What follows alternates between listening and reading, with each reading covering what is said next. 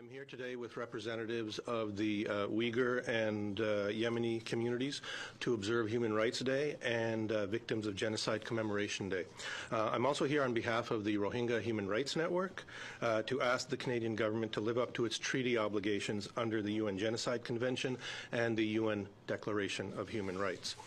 This past September and October, the House of Commons and Senate both passed motions with unanimous support that recognized the Rohingya genocide, a symbolic act that was welcomed by Rohingya activists and human rights activists. In addition, Canada showed leadership in international forums by putting the Rohingya crisis on the agenda at gatherings of world leaders such as the G7,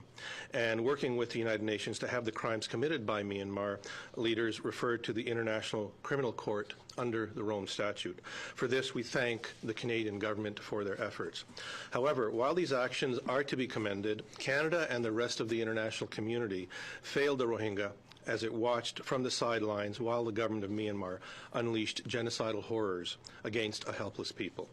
Noted human rights and genocide scholars agreed that what Myanmar was perpetrating on the Rohingya was genocide. Studies and reports provided to the United Nations going back several years had concluded that what was being done to the Rohingya was a genocide in progress and that it was only a matter of time before mass atrocities would be unleashed. All this data was available to the Canadian government and its allies and other international partners last fall, and yet the world stood by and did nothing while tens of thousands were killed and the largest refugee camp in the world came into being in Bangladesh. Despite what the world witnessed last fall, it took almost a year of lobbying by our organization and other human rights groups for the government to acknowledge the reality of what was perpetrated on the Rohingya. And while we welcomed the government's support for the motions in Parliament, we are left wondering why it took as long as it did. This is why, after many months of meetings over the past year, we issued an open letter on September 17th calling on the government to invoke the UN Genocide Convention. Invoking this treaty would provide Canada and the international community the legal and diplomatic tools necessary to begin the process of holding the state of Myanmar accountable for its crimes, something that those nations that claim to be defenders of human rights have yet to do. Today and yesterday marked the 70th anniversary of the Universal Declaration of Human Rights and the United Nations Convention on the Prevention and Punishment of the Crime of Genocide,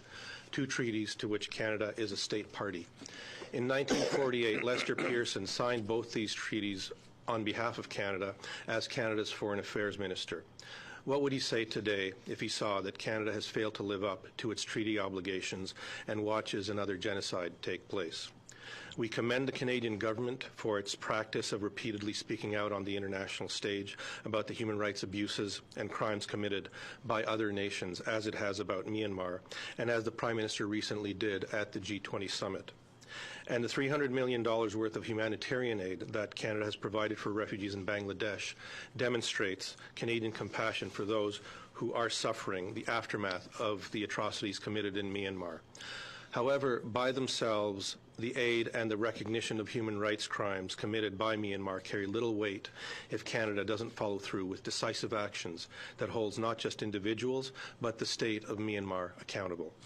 International human rights law and the UN Genocide Convention requires all states to act to prevent and stop genocide. Therefore, Canada's recent recognition that the Rohingya have been subjected to this crime, while welcome, must be accompanied by concrete actions to stop the still ongoing genocide in Myanmar. So we are once again calling on Canada to invoke the UN Genocide Convention against the state of Myanmar, as we have repeatedly done this past year, so that the state of Myanmar can be held accountable for past crimes and to prevent additional crimes from being committed against the Rohingya. If Canada fails to take this action, it makes a mockery of Canadian claims to be defender of human rights and the rule of law, and begs the question, if not now, when? And if not, then why not? On this Human Rights Day, as a Canadian, as a human being, I ask my government, a government that says it values human rights, to act for the sake of the persecuted, the helpless, and innocent Rohingya who continue to face death and destruction in Myanmar. Prime Minister, I ask your government in this Christmas season, the season of giving, to give the gift of humanity in the face of brutality and inhumanity. to give the gift of justice in the face of injustice and persecution, to give the gift of hope to the Rohingya by fulfilling Canada's legal obligations under the UN Genocide Convention, and not repeat the mistakes of Canada's past, which sent innocent men, women, and children to their deaths. Prime Minister, after a year in which the Rohingya witnessed and suffered atrocities that we can't even imagine, after a year where their lives, families, livelihoods were destroyed, after a year where their dehumanization at the hands of the government of Myanmar reached the pinnacle of horror, it's time for Canada, which has shown leadership addressing the Rohingya crisis, to show leadership again and invoke the UN Genocide Convention for the sake of the Rohingya and for the sake of our own humanity. Thank you.